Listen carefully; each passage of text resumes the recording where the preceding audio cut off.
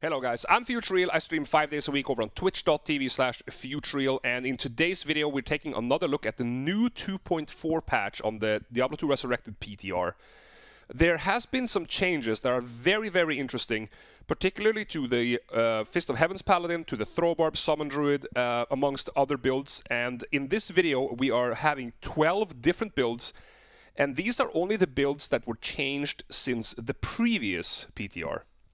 I'm not going to do all the builds again. If you want to see the original build videos from the first PTR, they will be underneath in the description. So these are the changes from the previous PTR on the new PTR, and these are the changes that probably will go live when it's time. Use the description with a timestamp to find the build that you want to check out, and until next video, take care, and I will see you soon. Here we are, guys. On the new PTR, new patch, we are gonna check the changes, and we have some very, very interesting changes for a build that I was hoping would be significantly stronger, and it is this change right here. Take a look at that, guys. 67% chance to not consume quantity on your throwing weapon. Replenish quantity on critical strike. So we have a 67% chance to not even consume quantity on our throw weapon, and we have a 31% chance of critical strike with throw mastery. So it's going to be very, very interesting to see if this holds up. I'm going to go quickly over the gear. The gear is pretty much the same as in the first video, but we do have these new talents. So we have the physical damage dealer set up over here. Reapers with IS. Chars with IS for the Cannot Be Frozen, massive resistances, and Treachery to reach the 75 breakpoint with a Thresher, so we have more Decrepify procs. The gear is very, very simple. It's the double Wizard Spike with Ists for Find Item, and then 10 FCR on a Ring with Mana Leech, so that we can leech mana and have the 105 FCR breakpoint for teleporting and horking. Our weapons are 1 Lacerator, 1 War Shrike, both ethereal, High Lords, G-Face with an ED Strength Jewel, Enigma, of course, Laying of Hands, String of Ears, hang on 1 second, not String of Ears, Razor Tail, sorry about that, Razor Tail, Ravenfrost, Gore Riders, max damage, life, we have 1 Warcry Skitter because we didn't have full inventory, and we have some max damage, Small Charms, Torch, and Annie, of course. So, we have picked up a leg. Cows, highest health units in the game when it comes to regular monsters. We are going to check our damage against the cows, and we are also going to check D-Clone. Alright, some tweaking right here. Let's jump in and see what we can do. So, you might remember the first time we did this, we actually did damage, but we ran out of quantity pretty fast. That was what kind of held this build back. So let's go on a tear, just go full ham, and see how long we can maintain our weapons. So this is 270 quantity over here, and 300 quantity over here. Something tells me that this quantity has been increased. Has that been stealth increased? I can't remember this quantity to be this high when I tested this the first time. I seem to remember... Ah, there was a 50% increase in quantity. Okay, I missed that in the patch note if that was the case. But that is just Gucci. Alright, let's do it. Okay, swap. Frenzy, double throw. Oh boy, this actually works. This actually works. Holy crap.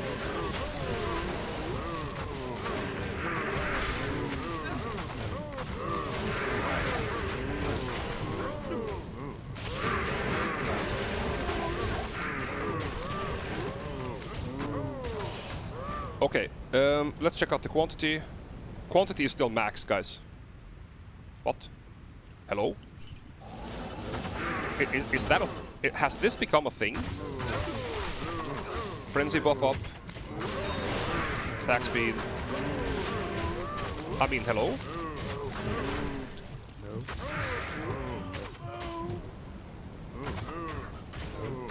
Quantity still maxed. Guys, I think we have a build. We actually have a build.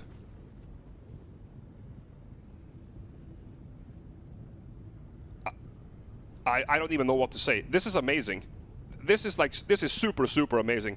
I'm not telling you that this is going to be the best build you have ever seen. It's not going to be. But we have a build. You can actually play this. Let's do something stupid for the sake of it. Let's set players 8 and see how terrible this becomes.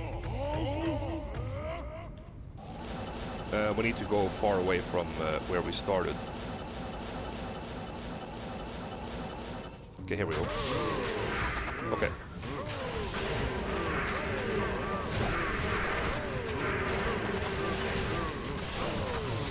I mean...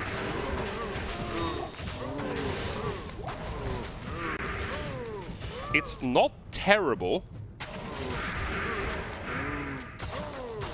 I wouldn't say it's terrible, but considering what you get from this character, which is amplified damage,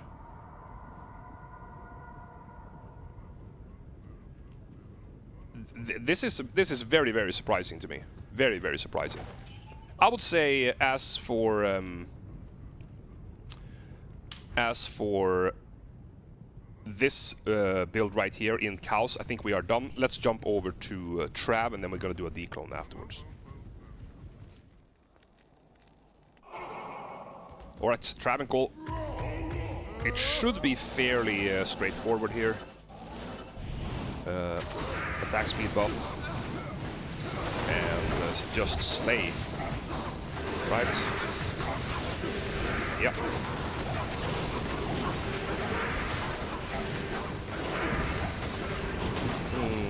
We might need to actually look at one important thing that I now have missed. Apologize for that. When we swapped out the String of Ears, we don't have any Life Leech anymore.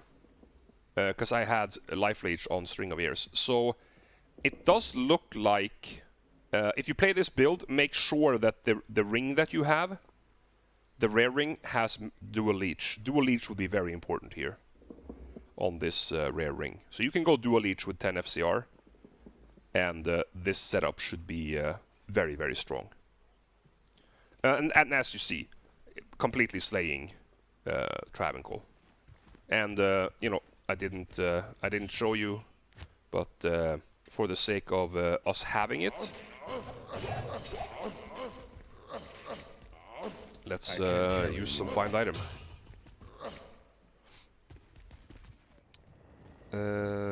Okay, time to do declone. We are on players 1, of course, because that's how you want to do declone. Let's just jump in. As if you saw the previous video, you know that this character was very strong on declone. So let's get some frenzy stacks, and let's go over here. There he is. Take a look at this, guys. Take a look at the damage, though. Damoosh! Thanks. I don't have any potions or anything. But this is absolutely mental. Like, it's literally mental how good this this damage is. 15-14. That is omega crap. Couple of things that I want to go over before we call this a day. There is a weird telegraph on the piers here. So Throw Mastery only shows the pierce you gain from Throw Mastery. If you look at Razortail, this 33% chance to pierce does not show up on the tooltip, but it does show up over here. So don't think that's a bug. This should be working as intended. Another thing that was brought up is that the physical damage build here is more of a early game option. I agree. If you don't have a lacerator, make sure that you use this setup to get the Crepify. If you do have a lacerator, consider building a Pride to get the concentration aura, a Fortitude, and maybe even a Crown of Ages as its helmet. That's going to be considerably more damage. I love this build. I absolutely love this build. I don't think it's going to be extremely strong, specifically for like area farming and stuff like that, because he does struggle with AoE. But for Declone, for Ubers, I think he's going to be absolutely massive if you can find a gear setup that fits for him. Also, one more little point. Make sure that your 10 FCR ring has dual leech if you're playing Razortail instead of String of Ears, so that you get that life leech. That was it for the throw. Let's rebuild and test the Leap Barb. Alright, it's time to test out the Leap Barb. There has been some changes to Leap. If you look at Leap attack here, let me try to get out of the way a little bit. The most important thing here is that it has a radius. It says right next to my head there, radius 4.6 yards. And it is going to do AoE damage. So let me just quickly go over the gear. Now, I want to mention, as in all of the videos, that the gear isn't necessarily best in slot or optimized, because we don't really know what's going to be the best yet. But that being said, we are using the same physical damage dealer Mercenary with the Kira's, Reapers, and Treachery. The character has pretty much the same gear as the Throw Barb, with the 10 FCR ring with Mana Leech, double Wizard Spike for movement with Enigma, and then we have a Breath of the Dying. There is a bunch of different options for weapons you can use, and this was one that I had readily available, so that's what we're gonna go with for this test. G-Phase, Laying of Hands, swapped to String here for the DR since we are in melee range, and also the 8% Life Leech. Raven, Gorse, max damage across the board. Not really anything special. We are on players 1. Let's jump into the cow level and see what we can do.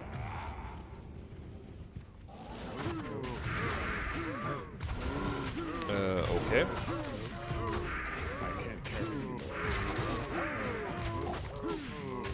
The animation is actually pretty cool, I have to say. It's much smoother than before. But first of all, you see here, we are really suffering from running into Mana Leech. I would say, if they want Leap Barb to be a thing, it needs a little bit more attention than this. I have 16,000 attack rating rapid. I do not miss attack rating. I can tell you that.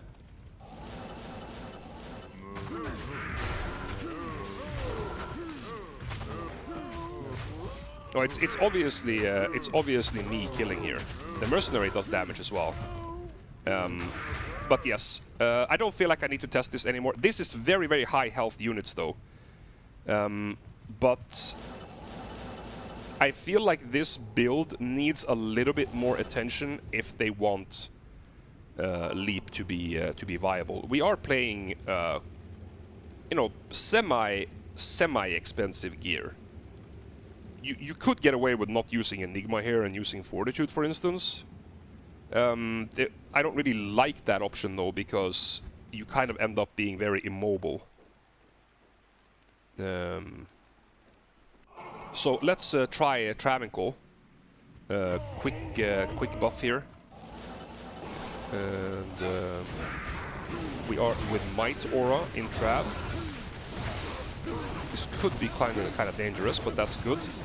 We like having difficult circumstances when we are testing this, so that you can realistically see what you can actually run into. And you can, like, the damage here, I'm not impressed with this damage, I have to say. This is certainly a lot better than what we have had before. I'm not gonna lie. That is absolutely clear. Like, you can play this. I just feel like the damage we're doing is not representative for the amount of gear that we have invested in. I feel like this build has some wiggle room.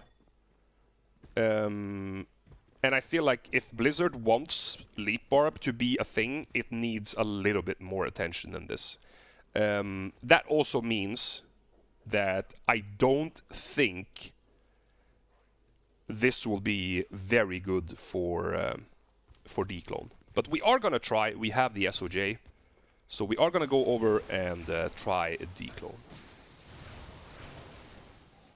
Okay, we have Diablo Walks the Earth, and we are gonna go test Declone. We are on players 1. We are Leap Barb. We're gonna go test Declone and see how that works.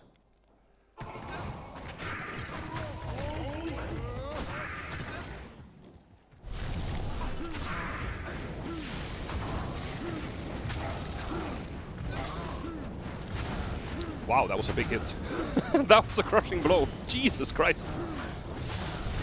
But yeah, this is not... holy fuck when the guy hits! It's unbelievable! Look at the damage of the single hits that actually land. Like 20% of his health in one hit.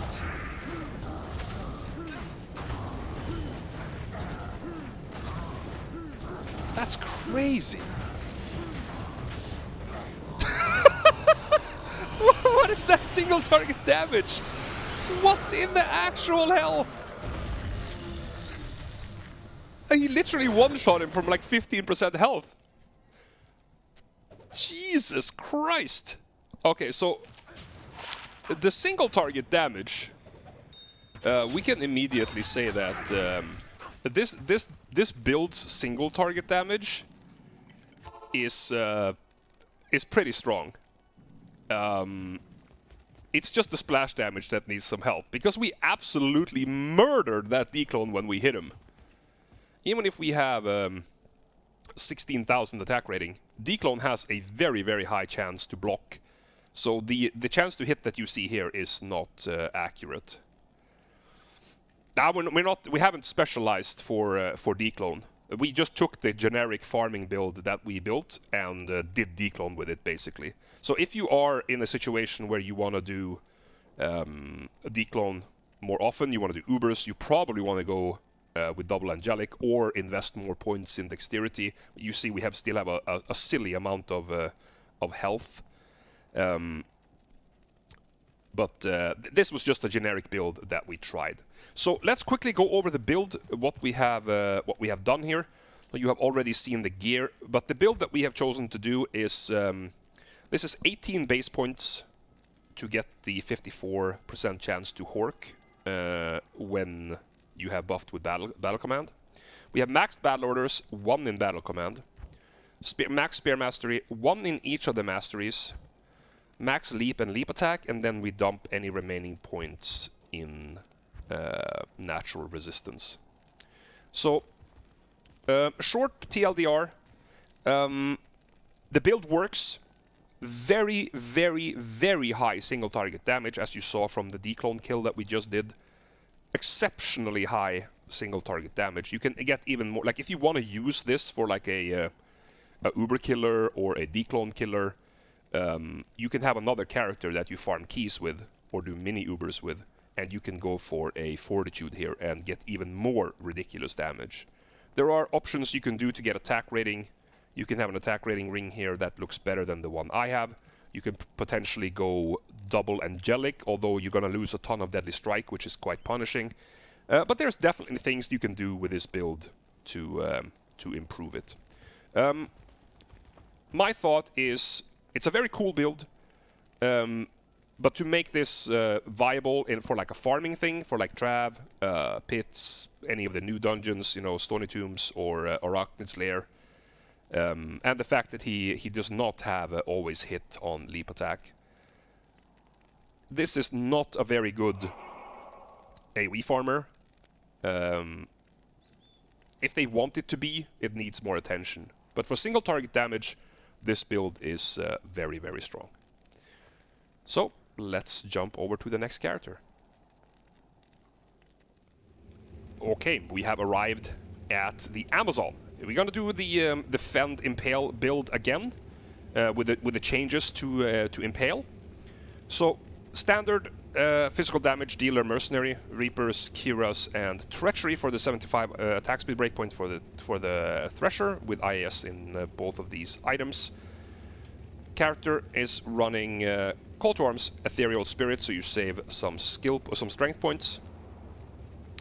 We're running Breath of the Dying. We didn't have a Matriarch or Spear, so we're just using one in a Ghost Spear. We have in a G-Phase, High Lord's Fortitude, Laying of Hands. We have a high attack rating, Mana Leech, a Res Ring right here, String of Ears, Raven, Gores, and we have max damage, Life, Charms, and Torch and Annie. The build is nothing in Bone Crossbow, of course. Javelins, we only have maxed Impale and Fend. And in the passive, we have maxed Crit, 1 in Penetrate, maxed Dodge, and the rest of the points in Valkyrie. Now, none of the things that I have built is necessarily going to prove to be best in slot or the best option when it comes to talent points. This is something that we have put together really quick. We need to release these builds to the mad scientists out there to figure out what would be the optimal gameplay. But this is what we're going to do now, and we are going to test how this fares. First of all, as for cows, we're going to do Trav, and at the end we are going to do a D-clone. So let's jump into the cow level. Let's buff up. We have a little bit low strength on the buff side. We don't need to worry about that. And yeah, let's see.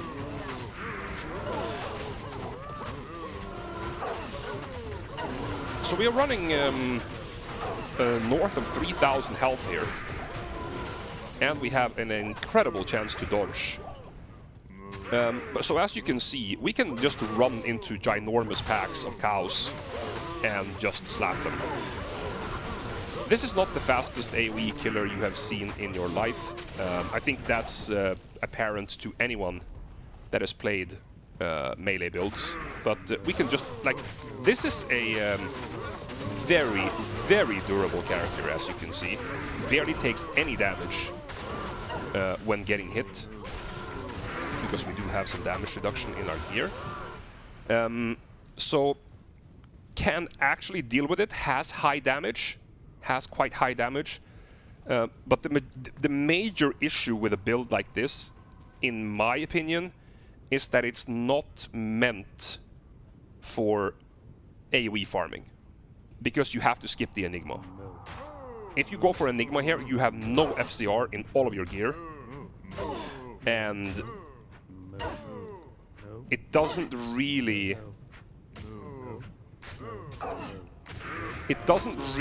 do the build justice if you want to see it that way, because I need Enigma to be able to relocate quickly, to be able to reposition my mercenary. But if I don't have Fortitude, my damage will go down. So the fact that I have no FCR and have to skip Enigma and I have to run everywhere makes this kind of like it makes it a very inefficient character for area farming. So evidently from cows you can see it. The build doesn't really suit a farming type of gameplay. But we are going to jump over to Trav immediately here. And I'm expecting that we are going to absolutely murder Travincal.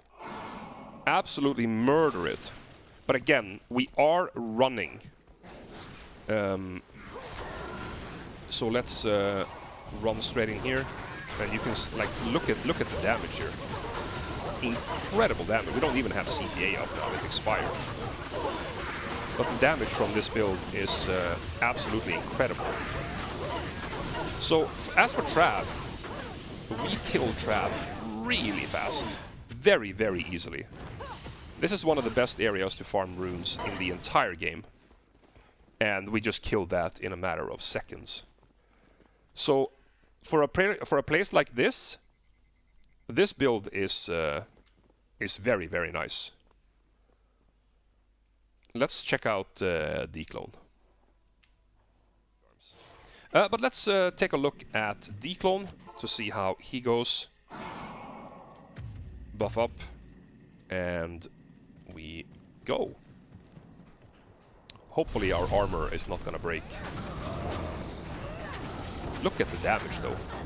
Jesus Christ, the damage from this lady is mental. Look at the single target damage. Holy crap. She just murdered this poor guy. What is that? That is mental.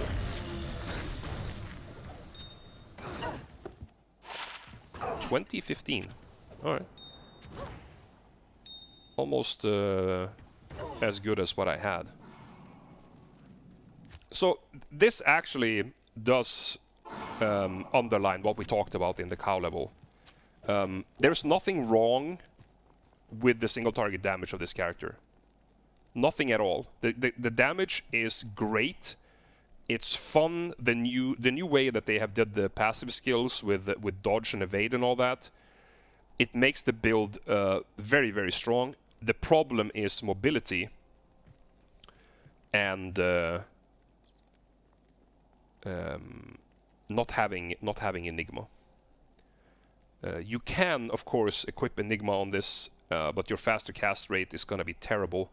So if you want to play this build, I would suggest to use this build as a single target damage build, either Uber, D-Clone. Obviously, you would switch out the Laying of Hands probably with Drax to get that life tap if you want to do Ubers. But I think this build is going to work really well as a single target damage build and not amazing for a farming build. I think the only area I would consider farming with this character would probably be Travincal. She's very strong in Trav. Other areas, it's too far to run. Packs are too spread out. It's not going to be efficient at all. So yeah, that was the TLDR for the Jab Fend. Thumbs up as single target, thumbs down as farming character. Now let's check out the Boazon. Well, time for the physical Boazon part of this video. It did receive some buffs, so we're gonna test how that fares. We did decide to go with the Faith Mercenary, so I didn't have a faith in a Amazon-specific bow, so we're going to go with the Diamond Bow. We have Andes for attack speed and Treachery for attack speed. There's many different things. You can go Giant Skull, you can go Fortitude. It's a bunch of stuff you can do here, whatever floats your boat. There is also an argument for using Act 2 Mercenary for amplified damage or decrep with Might Aura, and you just go attack speed instead of the Atmas over here. But my gear is Call to Arms, running G-Phase. Also arguable, can probably go something else here. Atmas for the amp damage, Fortitude, Wind Force, Laying of Hands, a attack rating Mana Leech Ring with Res, Razor Tail for the Pierce, Ravenfrost, Canopy Frozen and Dex, of course, and we have some Gores with max damage charms across the board, and Torch and Annihilus. The build that we have chosen to go this time is the same as we did in the first video that we did on the first iteration of the PTR. So we have copied that build. Maxed Magic Arrow, maxed Strafe. We have 68% chance to crit, max penetrate, and we have 1 point in pierce, max dodge, and 1 point in the rest of the stuff here. And that will max out your character at level 95. So any additional points, I would probably put those in pierce. You see we have 55% here, and we have an additional 33 on Razor Tail. So we're at 88% chance to pierce right now, which is pretty strong, but you know, you can put in a couple of extra points. So that is the build. Let's see how we are doing. We are on players 1, and then we are gonna see what's gonna happen now. So let's buff up.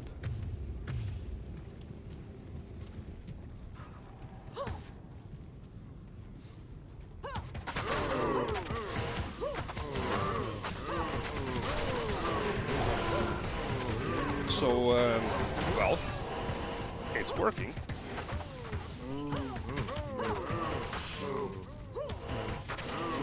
The attack speed is quite extraordinary. Quite extraordinary attack speed, I have to say. Let's try out some magic arrow here. Some more units.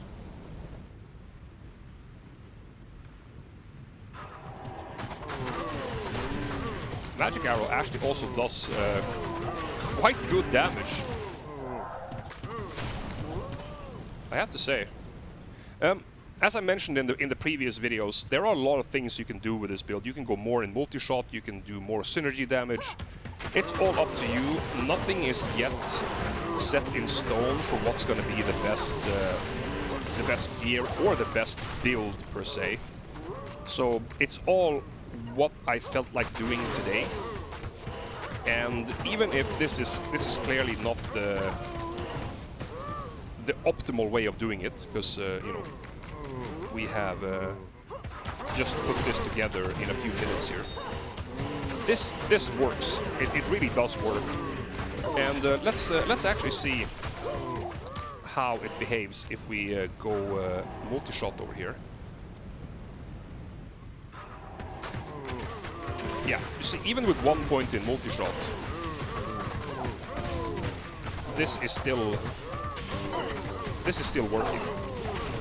It's not the fastest build, but this is much better than the Boazon that we had before. And there was also a gentleman in the chat here that mentioned that multi-shot does not get synergy damage as it should, yet there's a bug with it. So I think that the Boazon is absolutely going to be playable in 2.4. Not my favorite build.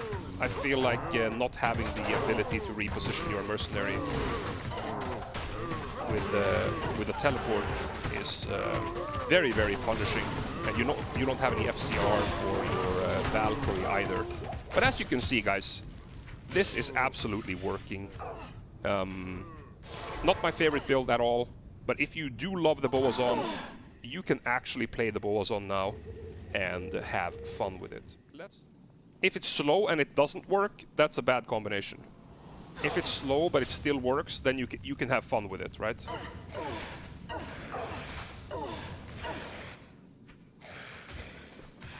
And I think this build is going to be for where's straight there. The build is going to be mostly for people that love the ranged Boazon. It's not going to be a meta build per se, it's going to be a build for people that used to play Boazon back in the day and miss it. And, well, this is Trav. Mercenary get murdered, of course, because we don't have any way of repositioning her. The damage from right here, as you can see, nothing wrong with the damage. However, there is something wrong with the survivability of your ranged mercenary.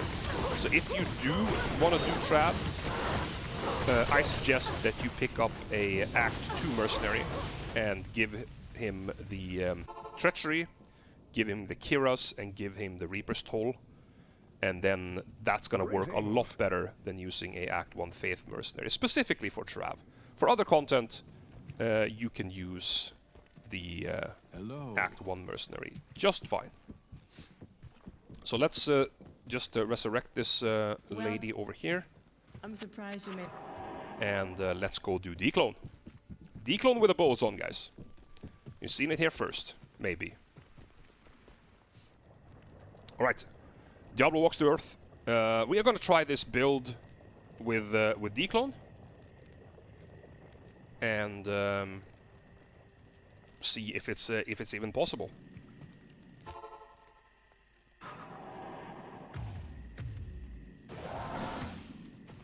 We are going to use Strafe with that decoy up there. She died fast. This doesn't seem... I mean... It's doable. I don't feel like I have the survivability to tank this, though. I feel like if I had a Act 2 Mercenary that could tank this for me, that would be a lot better. Actually, for the sake of the video, let's do that. Let's swap to an Act 2 Mercenary for exactly this.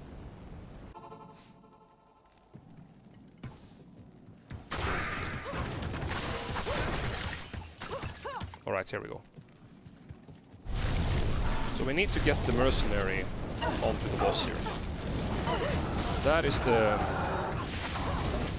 the big one. We need to get the Mercenary to tank.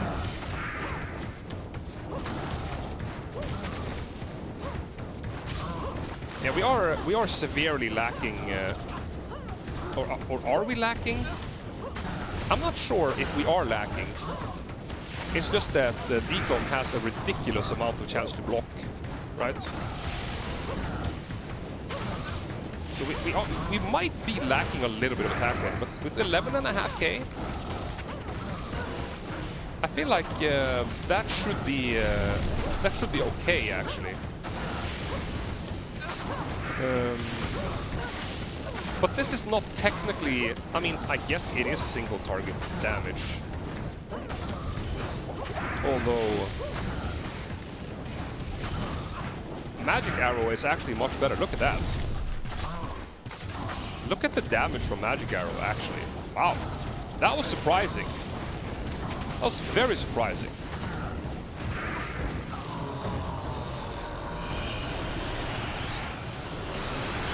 I did not think that Magic Arrow would be that strong against the Declone. Oh, that's a terrible Annihilus. Wow. So, yeah. Declone can absolutely be killed with a boson. I think maybe you can also potentially do Ubers with this. You would have to change the build a bit. And it would be hard to keep your Mercenary alive. But I think it's doable. But for me, as I said a few times now, this is not my favorite build. I don't really enjoy playing this character because I don't have the enigma. I don't have the ability to reposition my Mercenary, jump over walls, jump over water, whatever. So I feel like this build is specifically meant for people that really love the boson, that love the ranged characters. And if you are one of those people, you can definitely play this. Just make sure that you play around with the talents. We have chosen Strafe and Magic Arrow for this test right here. Play around with guided, multi-shot, maybe even fire exploding or ice arrow, cold arrow, depending on what you want to do. Play around with different talents, different gear sets. Figure out what fits your playstyle. But this is an absolute amazingly good buff for the boson, which was a terrible, terrible character before this update. So that was the boson. That was the end of the Amazon as well. It was the last build we're going to test from the Amazon. So let's jump over to the next, and I think we're going to do a quick one. We're going to do the Nova Sorceress. We're here with the Sorceress. We're going to test the improved, or so-called improved Nova build. Standard Mercenary, of course, Infinity, Andes, and Fortitude. We have our Call to Arms Spirit, and we're running 200 FCR, just something that we slapped together real quick. Griffins, Ormus, Mage Fist, 20 FCR Amulet, Double Ring, Arachnids, Silkweave for mana sustain, and Spirit. We have, what is it, 7 Skillers, and some Magic Find here. I'm choosing to not play Energy Shield, because I don't really like the whole mana burn problem. If you want to play it, by all means, you can swap this around. But what I'm choosing to go with in the beginning of this test is 1 point in Shiver Armor, Max Warmth, 1 in Teleport and Telk, Max Lightning Mastery, Max Nova, Max Static Field, and dump the rest of the points in Thunderstorm. So as I said, you can move these Warmth points over to Energy Shield if you want to do that. You can even move points from Thunderstorm to Telekinesis here to even get more mana if that's what you want to do. But we're going to try it like this first, and then see if we might need to respec after all.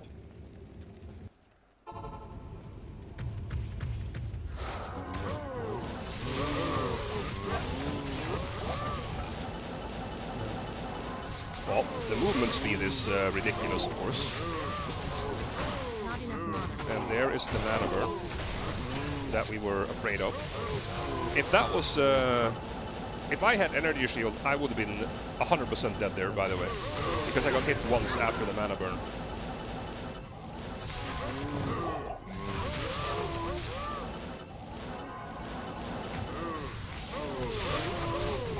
But this seems to be working quite well, actually. It still doesn't have, like, an amazing... mana sustain. So, damage-wise, I think it's fine. Damage-wise, I think it is absolutely fine to play without Energy Shield. As you can evidently see here, we're melting this, right? I am overburdened. I'm not even bothering using Static Field because the Nova does more than 25% of their damage. But let's do a quick respec to the suggested build that we had from the chat here, and we will see if the Energy Shield build is gonna be a better sustain. Alright, quick comeback with the Sorceress here. We have tried a few different builds now, arguing or discussing with the chat here what's gonna be the best. I think we have found a compromise that majority of us agree with, and we want to show you how that works. So it's the same mercenary Infinity with Andarios and Fortitude. We're running this CTA Spirit, Eshudas, Griffins, Nova Ormus, 20 FCR, Amulet, Spirit, Silkweaves, FCR Ring, Arachnids, FCR Ring, Mage Fist with some Magic Find, and Skillers. And the build is Max Warmth, 1 in Frozen Armor, Max Static Field, Max Nova, 1 in Thunderstorm, Max Lightning Mastery, 1 in Energy Shield, and you dump the rest of the points in Telekinesis for Energy Shield Synergy. So this is what we think is going to give you the best sustain, meaning that you can farm for the longest amount of time without having to take a break. So let's see what this can do. I'm not in love with Energy Shield Sorceress in the first place, but we will see what happens here.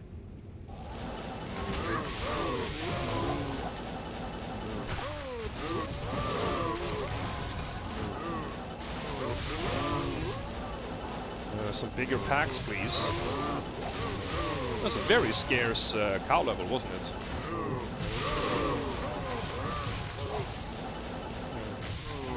So this looks a lot better, right? We got to keep the 200 FCR, and we have a reasonable mana cost. The one thing we don't have, which we probably should have, is life after kill, to make sure that we don't bleed out. But yes, this build here is actually self-sustained now. As long as you don't get mana burn, of course. We can continue to slap here. So this takes me back to 109. I mean, we have literally cleared an entire cow level in like 90 seconds here.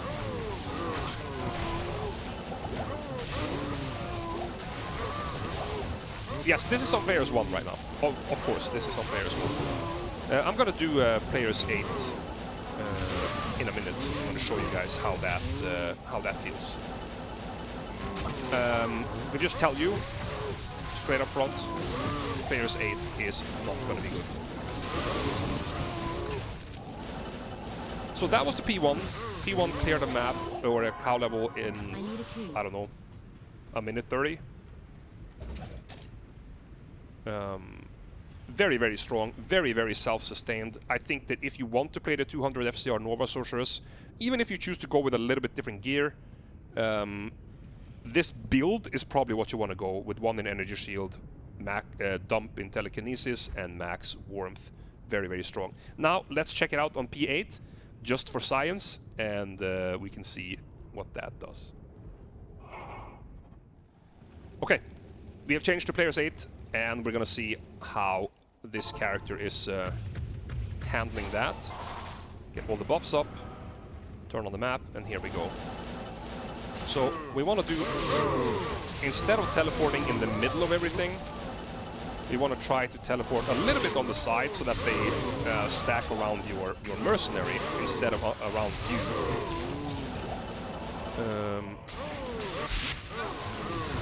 And she's still doing a reasonable job here on players 8, as you can see. Static field broken, anyone? Static field broken?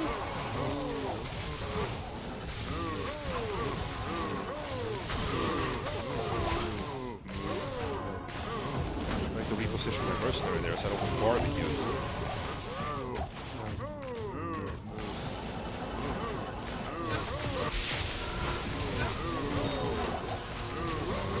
So this is still doing work. This is still doing quite good work on players 8.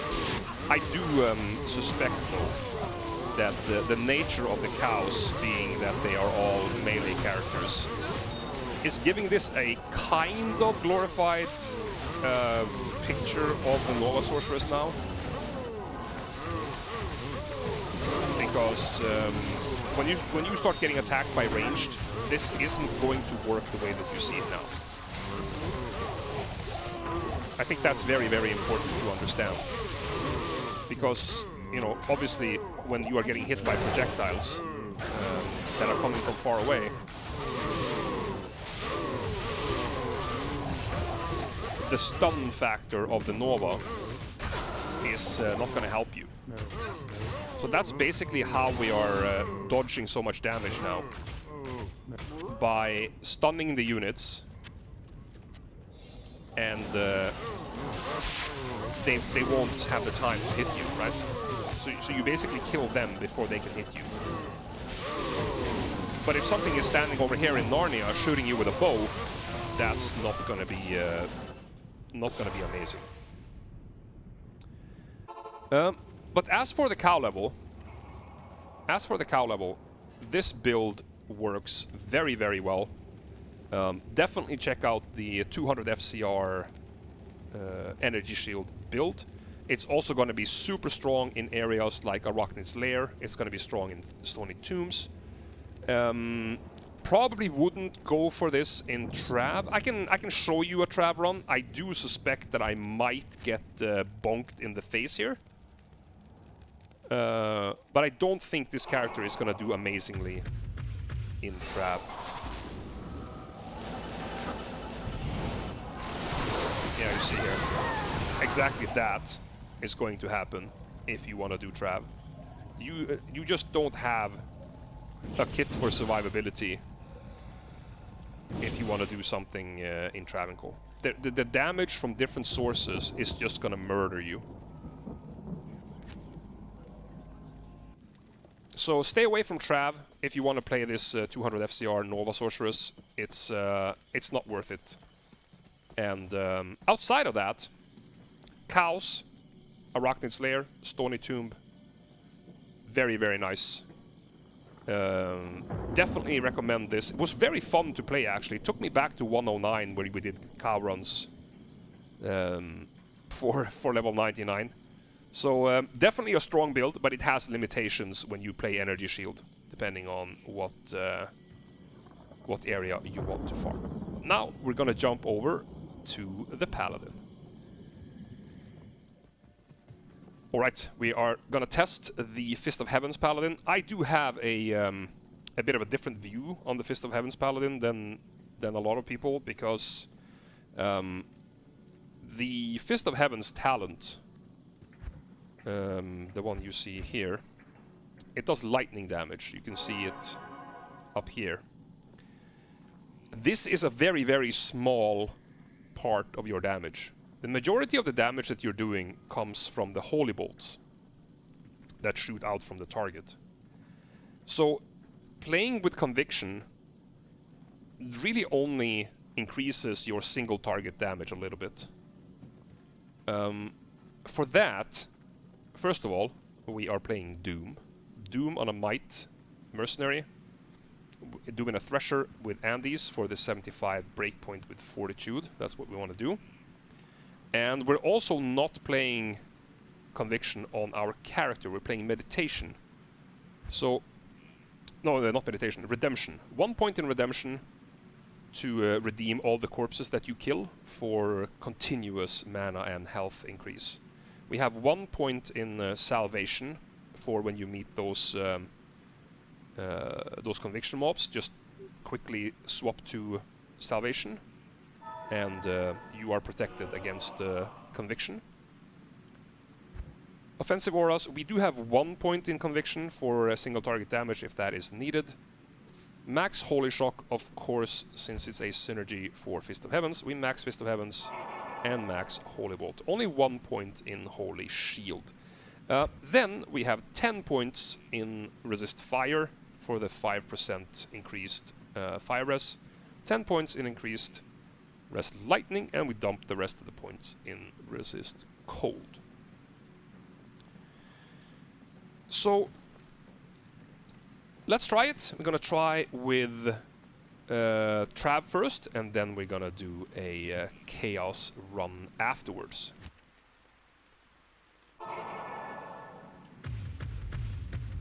Make sure that you swap back to your main hand after buffing up before you cast Holy Shield. You typically have more plus skills. You see only 23 here, 27 on main. So make sure you swap back before you do that. Okay, we're in here. Completely decimate this area. That was like 4 seconds. I'm not even kidding. That was 4 seconds, and this is dead. I am overburdened. It's absolute unbelievable damage.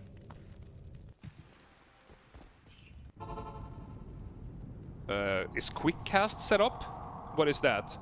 Is that like training wheels on your bicycle? I don't use training wheels on my bicycle, bruh.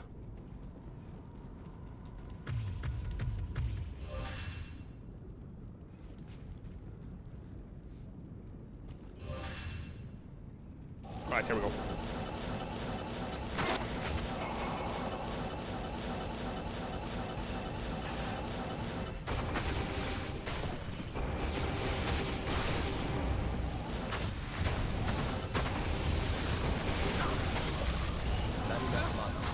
Oh, we got mana burn. There we go.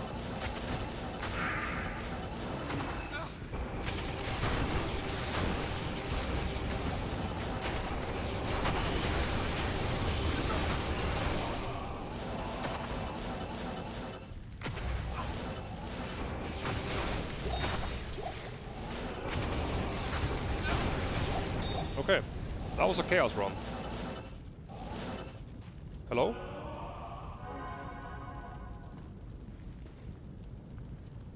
Not death can save you from me. I mean, it's not finished until Diablo is dead.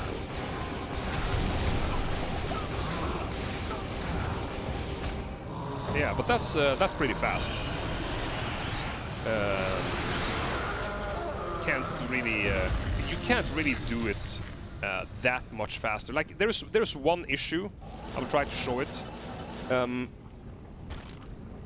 This character, when you're choosing Fist of Heavens has like a active area. It's like a circle around your cursor, where the game doesn't require you to be perfectly on top of a unit for him to cast Fist of Heavens on that target.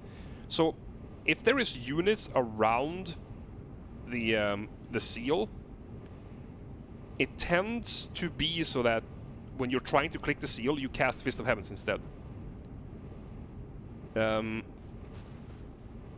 It's a little bit annoying, but it's something that you're gonna get used to really, really fast. But that was a player's 1 run. Now let's do a player's 8 run and see how quick that is going to be. Okay, we have made a new game. Players 7, not players 8, players 7. And let's see how fast we can clear it. So the good thing about Chaos is that the map stays the same. The map is always going to be the same here.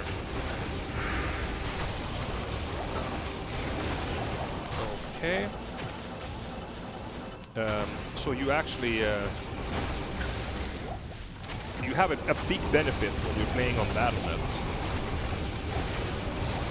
that you don't have to find the correct area.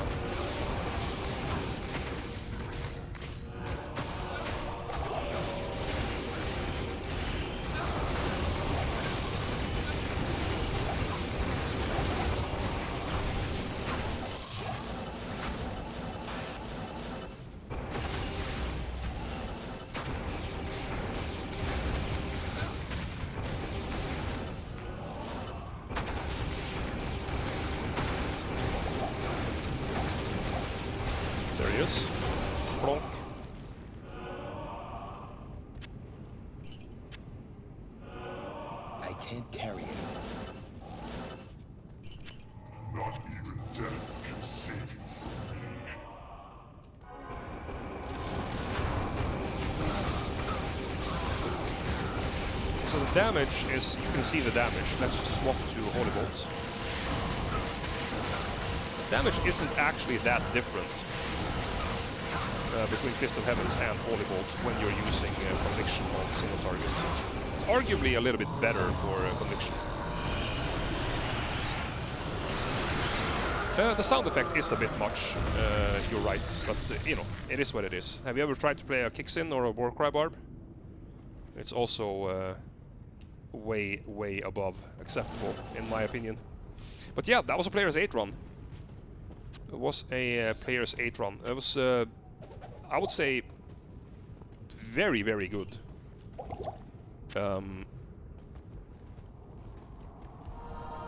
I think, with the changes that we got, that Fist of Heavens now also damages demons. Or Holy Bolts, I mean. Holy Bolt actually also damages demons. Is extremely good. In the previous iteration of the PTR, Fist of Heavens was, yeah, you can play it, you can have fun with it, but you know, as soon as you increase the player count or as soon as you run into something that is not undead, it's gonna be bad. Now it's an actual build. Basically, they have made it so that Holy Bolt is almost like an elemental skill. It's like, no matter if you play Lightning or Cold or Fire Sorceress, there are certain areas you don't want to do because there are hard immunes, and you can look at this the same way. Any area that does not contain undead and demon, this character is not suited for. But if you have undeads and demons, you can kill it, and you can kill it really well. For instance, Pindleskin, Chaos, as we have done here, Trav. Ancient Tunnels, also a good area to farm. Very, very high area. So Certain parts of Wardstone Keep as well. Pits, demons, a lot of demons down there. So yeah, this is a build. And I would say that this is a build very, very equal in power to the Hammerden. The Hammerden is definitely easier to play. The Hammerden is definitely a little bit cheaper to build. You don't need the Griffin, for instance, and you technically don't need the Herald. You would go with a Spirit here if you're playing Hammerden, and just a Shaco. You can do this with this build as well, but you know, we chose to go with this. And the Hammerden uses Insight as his weapon most of the time. You can play Doom, but it's a bit more challenging to play. So all in all, for me, I would say this is 8 out of 10. 8 out of 10. Very, very strong build. Very fun to play. I hope you guys will check out the Fist of Heaven's Paladin. But now, let's jump over to the next. Time for Paladin. Time for the Auradin. And Doom, Andes, and Fortitude on the Mercenary as we did before. I'm running the same as we did before as well. Call to Arms, Spirit. We have a Dragon. Didn't have a Paladin shield, so we're just going to go with a Monarch, no big deal. Hand of Justice, Flickering Flame, Maras, Dragon Armor, Mage Fist, BK, Arachnids, SOJ, and Sandstorm Trex. Running some smaller charms with Duress, Life, Mana across the board, Torch, Annihilus, and Geeds with 7 combat skillers. The build is a little bit different than the one we used on the first iteration of the PTR. I will take you through it. So we are clicking on Conviction until we have 25 with Battle Command. Keep in mind you get 1 skill from CTA. 25 with Battle Command, that's when it stops lowering resistances. 1 point in Holy Shield, max Zeal, max Resist Fire, max Salvation, 1 point in Vigor, 10 base points in Resist Lightning for the 5% maximum resistances. You can't really see that working right now, but that's because we don't have a Paladin shield. But that's what you should do. And also, we have been able to put the rest of the points in Resist Cold. So that's the build, and let's check out how it works in the cow level. This is on players 1. We are going to try it on a higher player count in a little bit.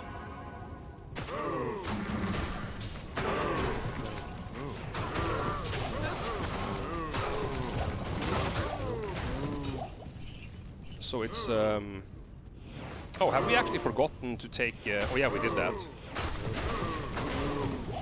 We actually forgot to take a... what's it called? We forgot to take a Ravenfrost.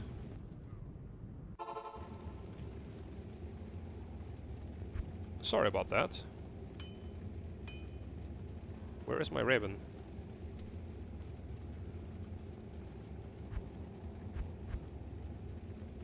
There we go.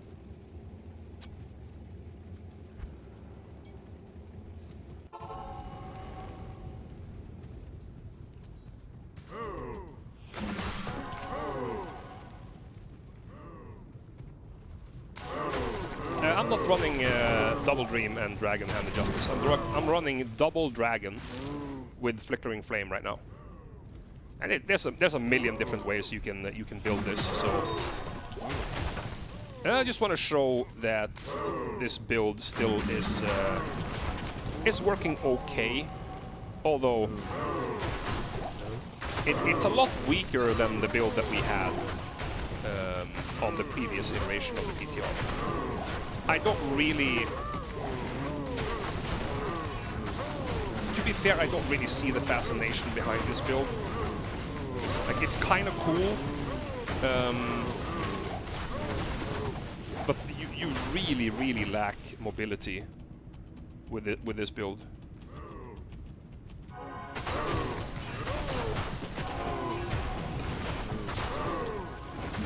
So yeah, it does work. It does work reasonably well, but considering how expensive this gear is, unfortunately, I don't think this build is gonna be very, very amazing for farming. I think this is a build that caters to people that absolutely adore playing this build, and I think it's gonna be quite far away from ever being a meta build. Let's check out a Trav run. This character, he's gonna murder Trav. That's not a secret. But for how much this character costs, I really think that this it's not good enough. It doesn't, like, I would have already cleared this with the Fist of Heaven's Paladin like 10 seconds ago, right?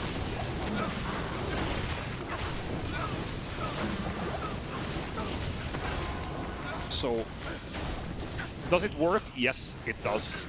Is it fun to have all these auras and to be able to literally kill everything in the game because you have sources of damage from all schools of magic, I think. It feels like it's a meme. And when it's this tough on players 1, considering what it costs to make this badass,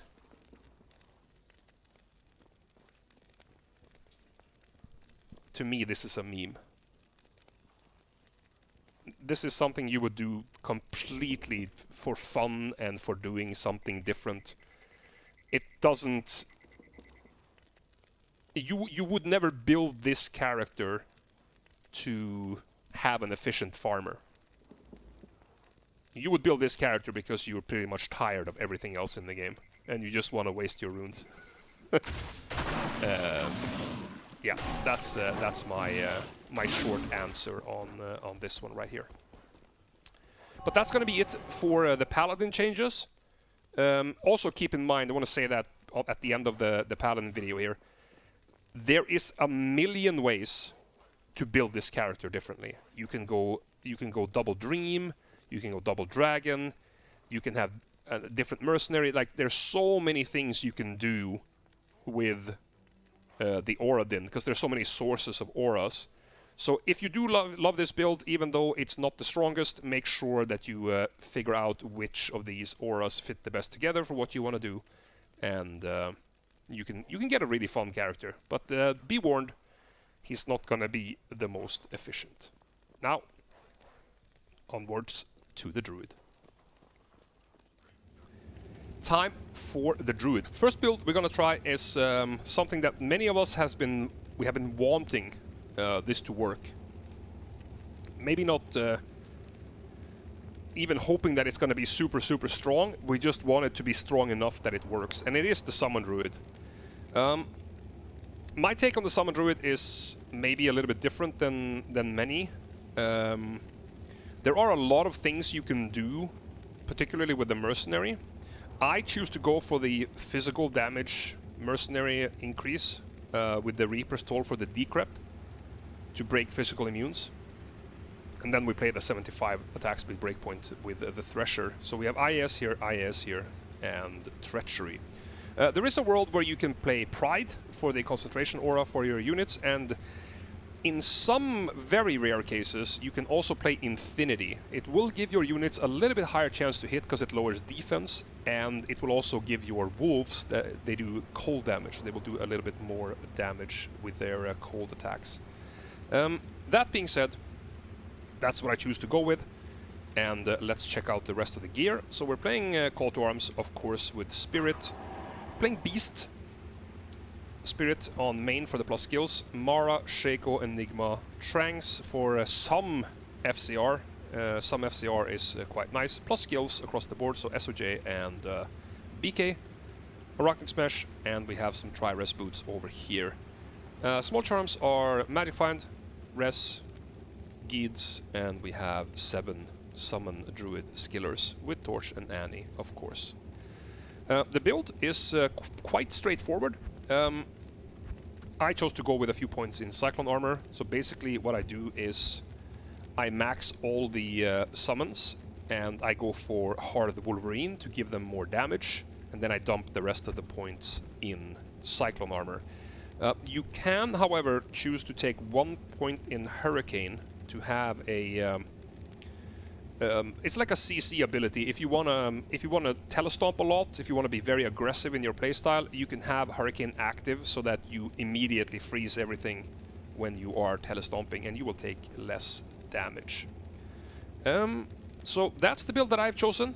So let's see how this does. We're gonna try cows first. So we're gonna do cows and Trav, and then we will talk a little bit about maybe trying declone. So cows first, and let's see what happens. Oh yeah, I almost forgot. Hard Wolverine. There we go. Give that some buffs as well. All right, cow level with Summon Druid. Kill it in the face. If you guys remember how this build played previous time, this is a lot better, but this is still a meme, right? The problem with it, as I mentioned maybe like just 10 minutes ago during the stream here, is the fact that your bears and your units, they don't have splash damage. The fact that they can do really high single target damage, it doesn't really change very much. And that's the problem, right? Look at this. It just takes forever. It's a very fun build. It's a super safe build. But it still isn't strong enough. In my opinion, this is also like I can compare this with the Auradin actually in a way. The build is fun. The build is super niche, but you're not gonna play this unless you are super determined to play a Summon Druid. This is, how should I say? It's a build that you would only play if you are particularly interested in playing the build. You will never play this as a alternative for a efficient character. But not only that, like,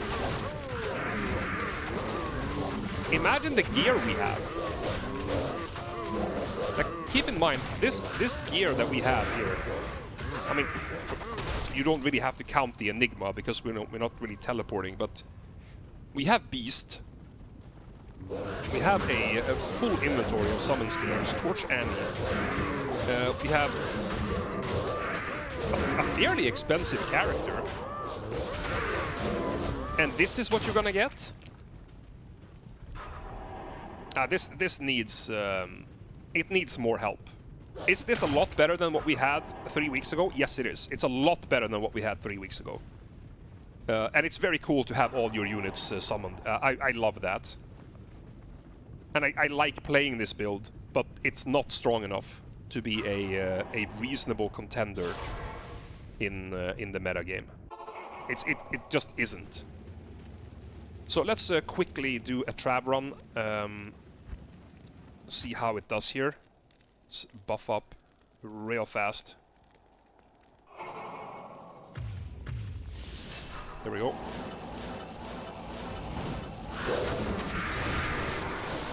So something like this, you can see here, it's actually not bad because there's fewer targets, right? So the problem with this build is as follows. Let me show you. I will jump up to town so we can talk about it. Because you could see it here. When you have a very small amount of units, you're gonna have a lot of creatures hitting that unit, and the units have good damage, so you're gonna kill a few units very fast. So for Trav, this is actually alright. But when you are in an area where you have to kill a multitude of units, it just completely falls behind. I actually expect that this build isn't gonna be too bad for declone. We're actually gonna go and do declone on this build right now. And I think it's gonna be okay. Because Diablo walks the earth, Summon Druid. Let's see how this works.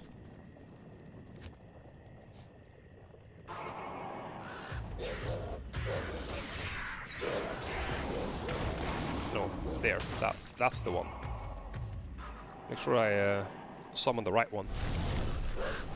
There we go. So the biggest thing here is that you don't have damage over time effects, right?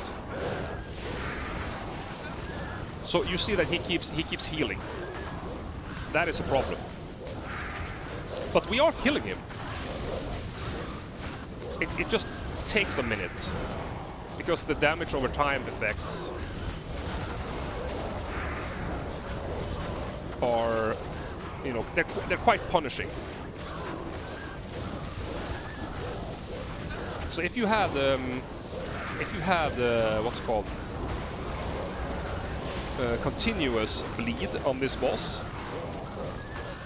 this would actually go quite a bit faster. Yeah, you can do that. Actually, for science, let's actually do that. What the hell do I hit him with, though? Auto attack? That seems so plebsy. Look at that. That's so clowny. But, you know, it works. It does work. But yes, I think that... oh, that's actually not a bad Annihilus. 11, 20, 10.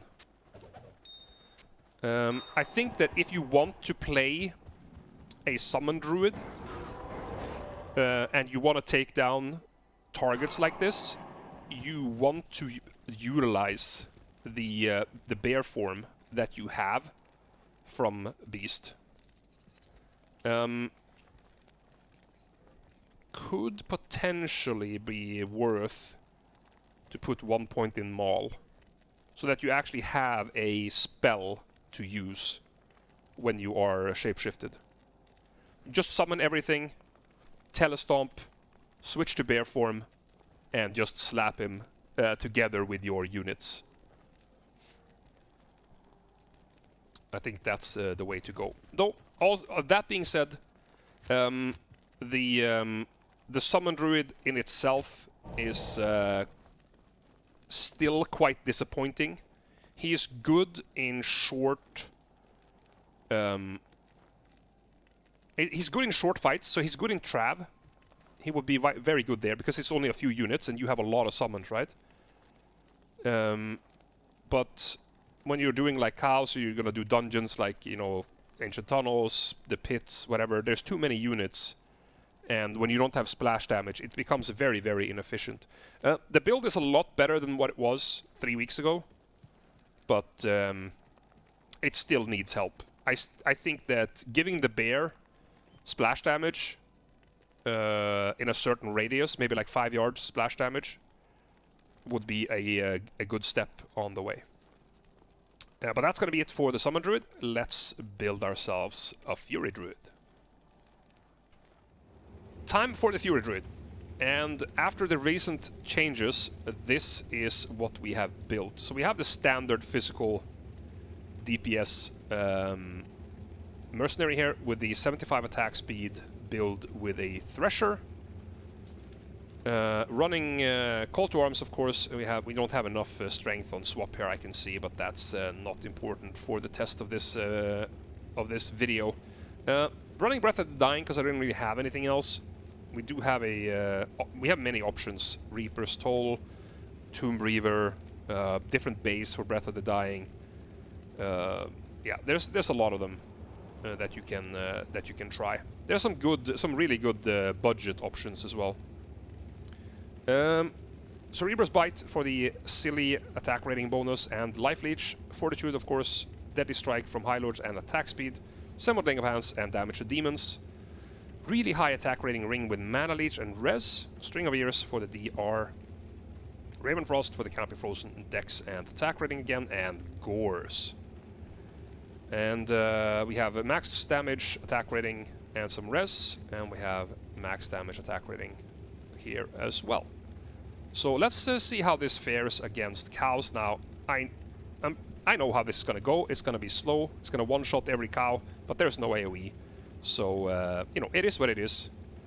And this is going to shine when we go and try out D-Clone. So let's buff up here. Swap back. There you go here. Get out the Heart of the Wolverine. And let's find something to slap. Oh, extra fast. So as you can see, the attack speed here is worse than what you are used to from the Druid from before. This is what the changes did to this build. This is what took them so long to fix. I don't have the highest attack speed breakpoint right now because I don't have a socket in the Cerebrus Bite. But you can get another, maybe even 2 attack speed breakpoints above this one. So get your buff up and swap over to Fury and slap it. So you can see the damage is ridiculous, right? The damage is really, really good. I'm pretty much one-shotting these cows. But when you lack AoE damage, it becomes a very, very lackluster build, to be honest. But let's take this character to an area where he is much more suited, starting out with the infamous not Durance of Hate. That is not where I wanted to go. Let's go to Trav. And let's see what we can do here. See, our resistances aren't that amazing either because we don't have the Umru in the helmet here.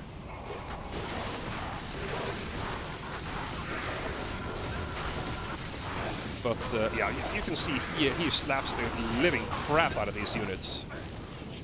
Save your mercenary as well by jumping down there. So he absolutely murders this. So it's actually kind of echoing the Summon Druid in a way when it comes to the playstyle. Whereas he's very, very strong when he has few targets. But as soon as you have many targets, he doesn't have any AoE. So this is a extremely strong single target damage dealer, and I'm going to show you exactly how strong it is by jumping over to Act 5 and selling a Stone of Jordan, and you can see how long it's going to take me to kill D-Clone. This is...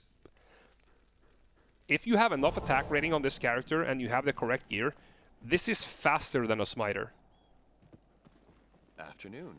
This is the fastest damage dealer in the entire game when it comes to single target damage, if you have the gear for it. So let's jump over here. Let's rebuff. Oh.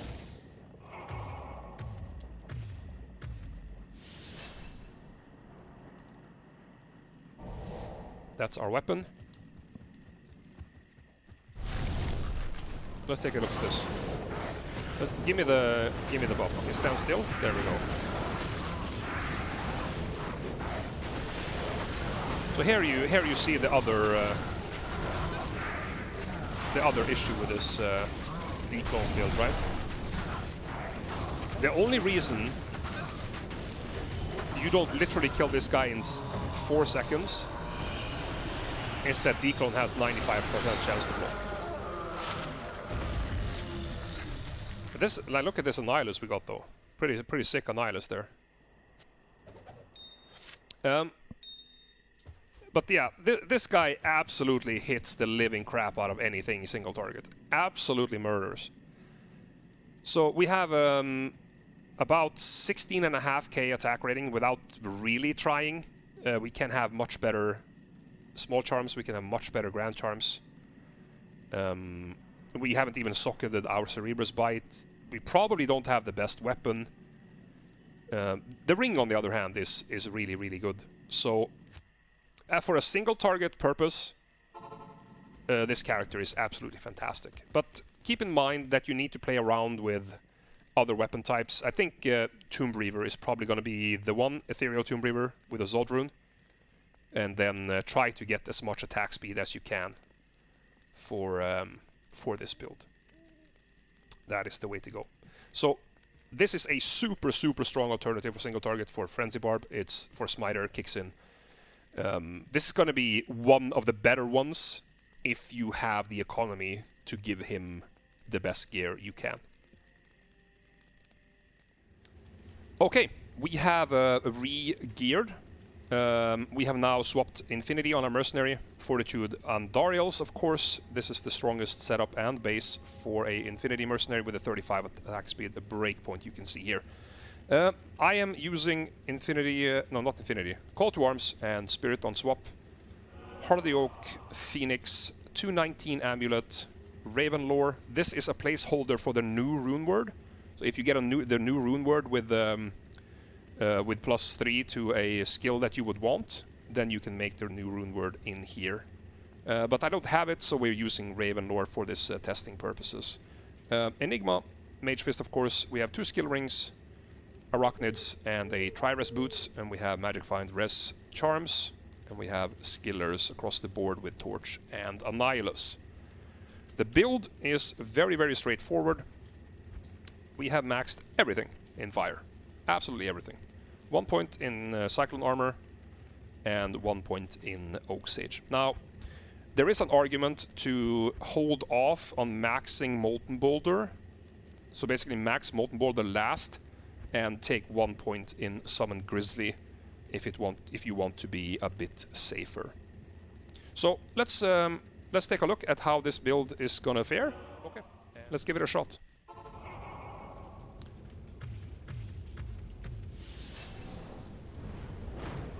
So this is a pretty crazy amount of... okay.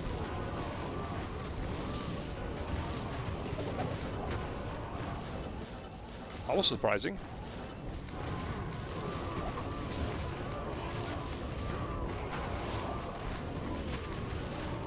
I mean, this actually works though.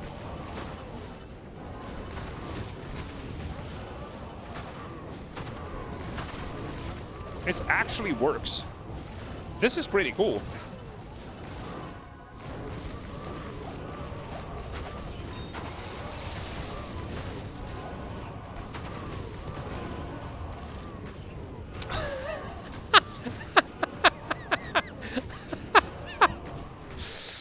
Oh snap, I need this ward on my Holy Grail.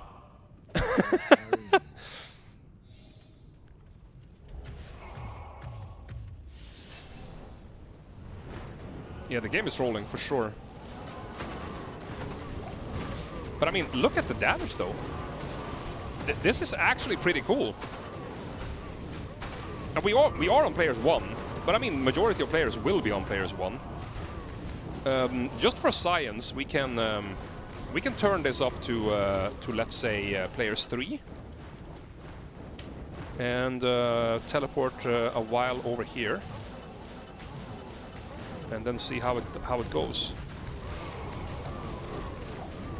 I mean, this is players 3.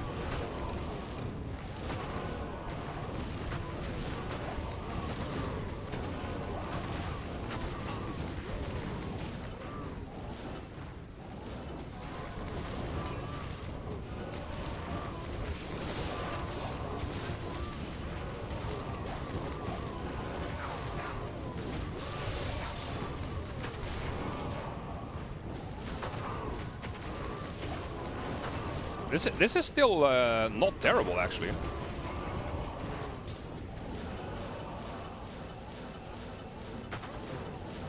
Let's herd this together. Big pool. I mean, take a look at this, though. It's actually quite cool, this. I have to say. I'm surprised. I'm surprised this build fares so well on players 3 cows. This is actually a pretty nice change.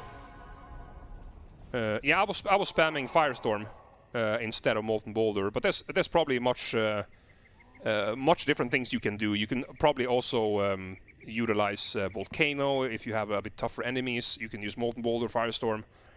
You have to remember to recast your Hurricane and Armageddon once those buffs run out. So this one is 50 seconds, and that one is 12. So it takes quite a bit of refreshing. It's not... I wouldn't say that you need to play Hurricane. I would say that if you are in a position where slowing down enemies around you is a big thing. Like if something is extra fast, for instance, you can quickly activate Hurricane to have some the cold aura around you, or that circle around you to slow stuff down. Probably don't need to worry too much about constantly having up Hurricane. I mean, if you run a Holy Freeze Mercenary, you lose a lot of damage on your Mercenary. If that's the sacrifice you want to make, by all means, you can play Holy Freeze. It's not a huge deal. Yeah, Hurricane is going to be nice in hardcore, for sure. Very nice extra safety. So, obviously, this is a fire damage build. This character is going to do well in all other areas where fire damage is historically doing well. So, you have Arachnid's Lair, you have Stony Tombs, you have Ancient Tunnels. We have tested those on other characters. This character is going to do fantastic there. And I'm going to show you one more area that I did show in another video, but it's a very uncommon area, and it's one of the new areas. We are going to head over to Icy Cellars in Act 5, and I'm going to show you how fire damage can farm in that area. Alright, we are in the Icy Cellar. This is a very, very cool area to farm. We are obviously going to be on players 1 here. This is an area where you would farm only the elites for those really high-level unique items, the high-level TC-87s. So let's go and see how the Fire Druid will do down here.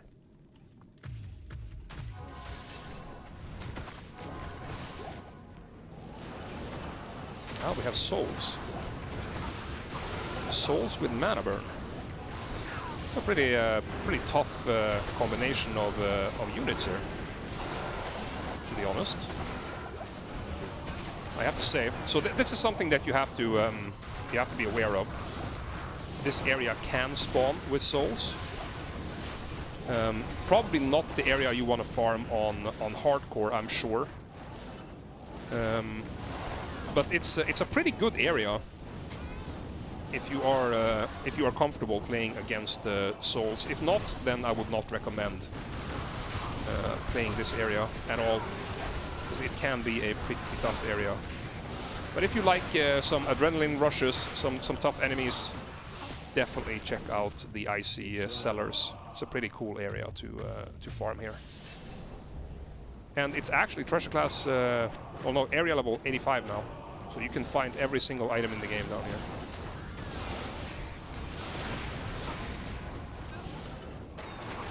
Yeah, let's do some more evil stuff. Evil Urn. Yeah, that was the run. Pretty quick. But as I said, pretty tough area.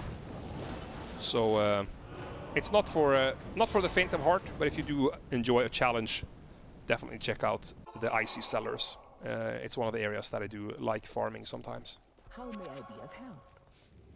So, for the last build that we are going to try for the Druid, it is going to be the Bear Druid. And we have a little bit of a janky build going on here. No idea if this is going to be any good. Never tried it before. Suggestion from the chat.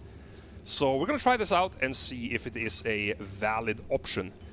Playing the same kind of physical damage dealer mercenary that we have talked about many times before, the 75 attack speed Reaper's Toll Mercenary. So we're running over here, we're running Call to Arms and Spirit. The Spirit, we can't even wear it right now, but don't worry about that. It's fine for the testing purposes of this video. We're running the same as we did for the Fury Druid with High Lord, Cerebrus, Breath of the Dying, Laying of Hands, Attack Rating Ring, String, and Raven Gores with max damage and AR down here. So the talents are a little janky, so let's see what we have. So we have Lysanthropy maxed, Werebear maxed, Maul maxed, and Shockwave. So what we want to do is use Maul in Werebear to build up charges and then swap over to Shockwave to do AoE damage. We have maxed Hard Wolverine, and we have dumped the remaining points in Cyclone Armor for a little bit of shield. So let's jump in. That cast speed though, holy Jesus. All right, let's see what we can find here.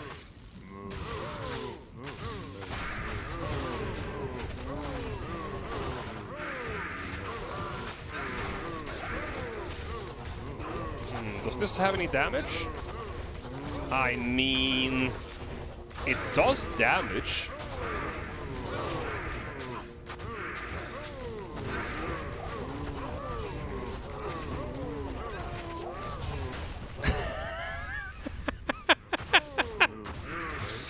It has a little bit of damage. It does have a little bit of damage. But nah, this is not what you want to do. Stay away from this, guys. It's absolutely not what you want to do with a bear druid. Let's go and slap D-Clone. This is going to do reasonably well in Trav as well, with pretty much the same damage as the wolf druid. But let's see how this can do against the D-Clone real quick, if the game wants to load. Can I help you? Here we go. SOJ out the window. Here we are. Let's jump. Wait, that might not have been a good idea. I could potentially have spawned D-Clone in Narnia now.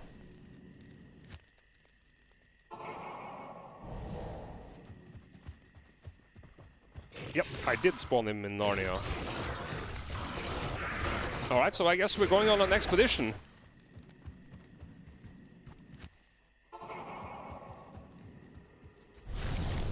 There we go.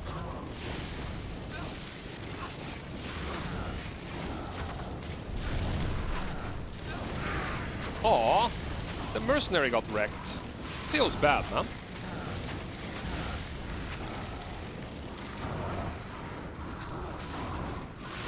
What's with my attack rating, though? Only 10,000?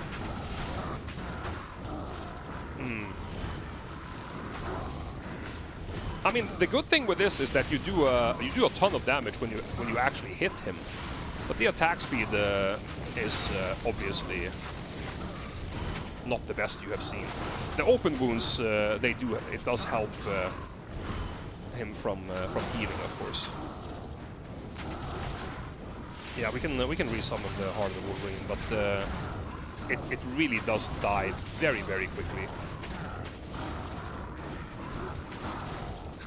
So yeah, I think we can pretty much conclude that this build is not very suited for many different things.